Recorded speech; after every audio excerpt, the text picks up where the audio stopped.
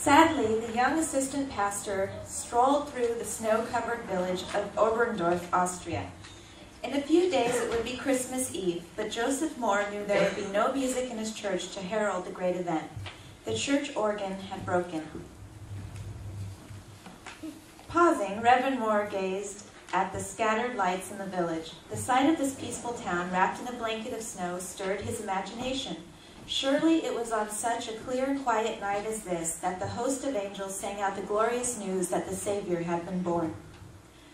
The young cleric sighed heavily as he thought, if only we here in Oberndorf could celebrate the birth of Jesus with glorious music like the shepherds heard on that wonderful night.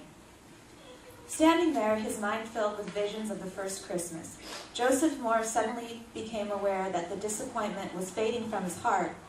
In its place surged a great joy. Vividly, he saw the manger, carved from a mountainside. He saw Mary and Joseph and the child. He saw the strangers who had been attracted by the light of the great star. The image seemed to shape itself into the words of a poem he had written in 1816, when he was assigned to a pilgrim church in a small alpine village in Austria.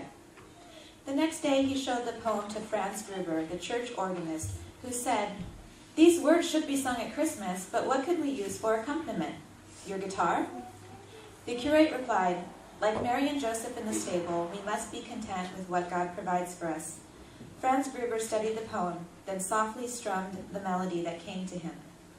Next he put the words to the melody and sang them. When he finished, his soul was ablaze with its beauty.